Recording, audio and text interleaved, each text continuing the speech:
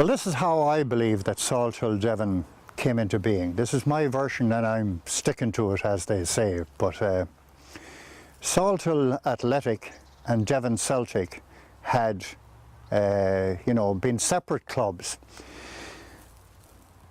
Devon Celtic were winning a lot of juvenile trophies, were a very successful club. They were run by Eamon Brennan, and Declan Cunningham, who played for Salthill Athletic, was on that Joe Ryan Cup team that won also.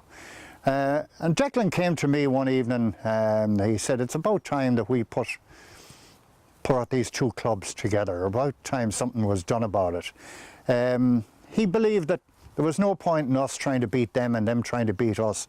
And even though a lot of the kids weren't getting games when Devon Celtic was formed initially, that was their reason for forming it, because some kids weren't getting games. But now that the juvenile league was in, or juvenile committee of the Galway FA was working, they found that they had a lot more leagues and a lot more games. It went from under 13, 15 and 18 to everything from under 10 to under 12, 11, they had an under 13B, 14, 14B, 15, 16, 17, 18, all the kids were getting games. So Declan came to me and he thought it would be a good idea if the two clubs joined, and I said I'd bring it to the committee of Salthill Athletic, which I did. And immediately this committee jumped at the idea that this was great. Devon Celtic also had a piece of planning permission to build a clubhouse in Devon Park, and they just didn't have the manpower to do so, or the workers.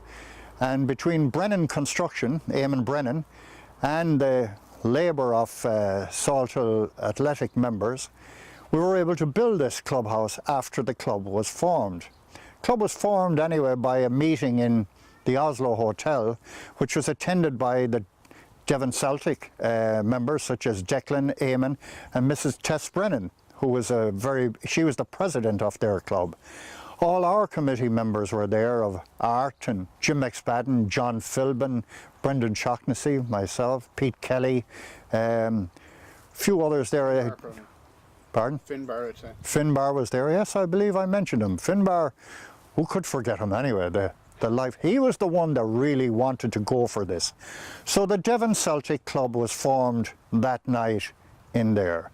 And it was all started by the idea of the Devon Celtic members and ourselves, just to put our differences aside and try and bring the kids together, and the whole area together. From that, Devon Celtic was formed, and that was, I believe, in 1977.